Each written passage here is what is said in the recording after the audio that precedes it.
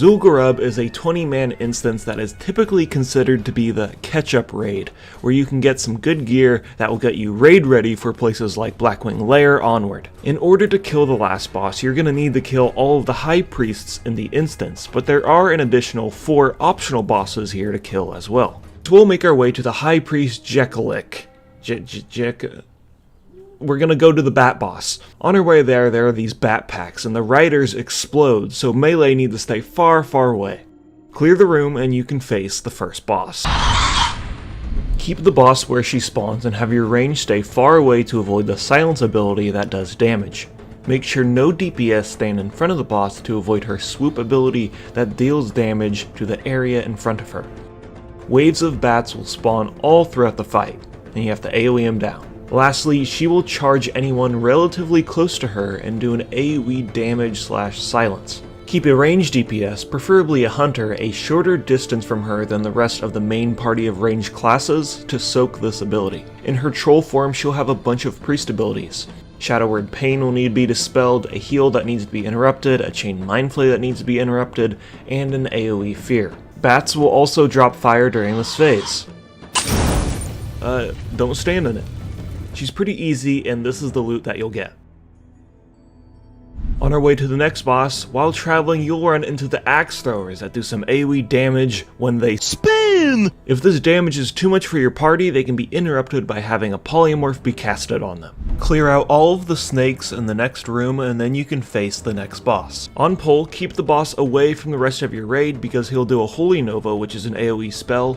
He also has a Chain Lightning type of spell on anyone within 10 yards, so have your melee stay far, far away because this can instantly kill a big chunk of your raid if you aren't careful. At 50%, he'll turn into a slithery little snake that farts green clouds, so the tank needs to continually kite the boss around the room to avoid standing in said fart cloud. Now we can go to the next boss, just follow this route to make your way there. Clear out everything in the spider room, and then we can face High Priest Marley. Troll form, this boss does an AoE poison that needs to be cleansed. Shamans with their poison cleansing totem are phenomenal here, by the way. She'll also have a drain life that needs to be interrupted, and spider ads that need to be killed. The longer these spider ads are alive, the stronger they get, so these are your top priority as a DPS. When she turns into a spider, she'll root all of the melee and have all of her aggro wiped, causing her to charge into the range. Have an off-tank be able to grab her and bring her back into the rooted melee. Another option for the Alliance is Paladins can cast Blessing of Freedom on the tank, so they can grab the boss and bring them back into melee. On our way to the next target, you'll have to face these Gurubashi Blood Drinkers. These guys are annoying because they suck the life from all players around them, which heals them for a lot. They also drain life from friendly targets near them, which also heals them, so just tank these ads far, far away from everybody else and just have ranged DPS kill them.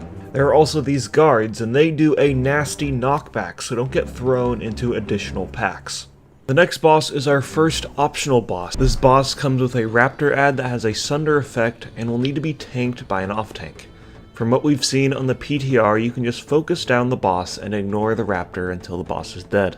But if for some reason this doesn't work because your healers suck, you can focus down the ad, but doing so will make the boss deal increased damage for 1 minute. The most important ability Bloodlord Mandokir has is Threatening Gaze. He will pick a random member of the raid and announce that he is watching them. What the fuck are you looking at? If this character moves, casts a spell, or really does anything, he will kill them instantly. I'll end you! Bloodlord will also charge a random DPS that is far away from the group, so once again have a hunter or some other ranged DPS be far, far away from the group to bait this ability. This charge also wipes aggro, so have an off-tank be prepared to pick up the boss if need be. The boss also has a cleave, whirlwind, and a fear. So you can see how this fight gets a little crazy, but if you die, you will be rezzed by one of the ghosts that are around the room. But each time someone dies, the boss gains XP.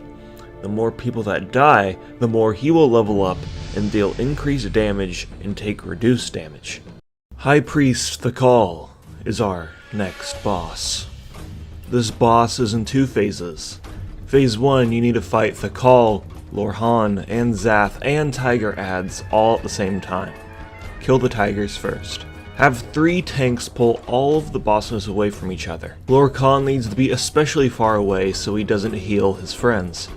Zealot Zath has a gouge and a blind that he can use on the tank, so either have another off tank for the off tank, or have DPS kite him while the tank is stunned. And all of these bosses can also be disarmed. They all need to die at the same time, so get them all to 10% and then bring them together in the middle to AoE them down. In Phase 2, Thakal will come back as the Tiger King himself, and at this point you need to burst him down as fast as possible. More Tiger adds will spawn that you'll either need to CC or kill, and the most notable ability is called Force Punch. Position yourself here because it knocks everyone back and causes the main tank to lose aggro. Have 2 tanks here for this fight, so when Force Punch is used, the other tank can pick it up. High Priestess Arlok is going to be in the temple just up the hill, and to spawn her, you need to bang the gong deep within the temple. When you press the gong, she will spawn instantly, so be ready to pick her up. In her troll form, you will need 2 tanks because she will gouge the one she is targeting, and non-elite Panther adds will spawn that you can just ignore and CC and just continue the ton of the boss. She will place a mark on a random target, and this will cause all the Panther adds to focus them. Just kite away from them and use your CC and kill some if need be to survive. At some point in the fight, she will disappear, and this is when you focus down all of the adds. She will reappear and attack a random player, and this burst of damage can easily kill Clothies. So in order to counter this, you can face your back against the pen wall, and she will spawn on the other side. This tactic worked on the PTR, so it will most likely work after release. Hakar fight revolves around his ability called Blood Siphon. He will suck the life out of the raid and gain health. But if you have Icky Poison Blood, it will deal damage to him instead. The way you get Icky Poison Blood is by having, preferably a hunter, pull one of these Sons of Akar from the platforms below. Kill the ad just before Blood Siphon, and have your whole raid stand in the fart cloud that is produced when a son dies.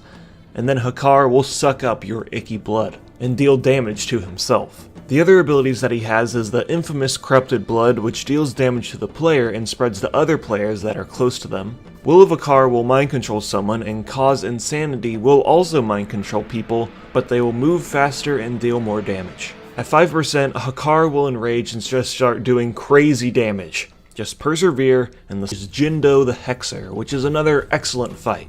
And before you engage him, just clear out the whole room, especially the mobs by the pit for reasons I will explain soon. So Jindo has a lot of abilities, so get ready. First, he can cast 2 different totems next to him. One is a Brainwash totem that mind controls the nearest target, and the other is a Healing Word totem that will heal him. These are the DPS's top priorities when they spawn. He will also randomly teleport a raid member into the pit full of skeletons. Get out of the pit and back to your friends as soon as possible. You're also going to want a mage or a warlock, keeping an eye on this pit so when people get teleported, they can AoE all of those skeletons down. Jindo will also do a hex on the main tank. So druids, this is your time to shine, because as a bear you cannot get hexed. But if you have warrior tanks instead, you're going to want 2 of them. The most important part of this boss is that he'll summon these Shades of Jindo. These ghosts deal shadow damage and interrupt spellcasting, and the only people that can see these shades are people affected by the delusions of Jindo Curse. It's important that you don't decurse these players so they can kill the shades. If there are no shades left, then they can be decursed. That, Gurub is defeated. Enjoy all the sick gear you got, coins you gathered, and tokens you collected, and just be prepared to do it all over again in like 3 days.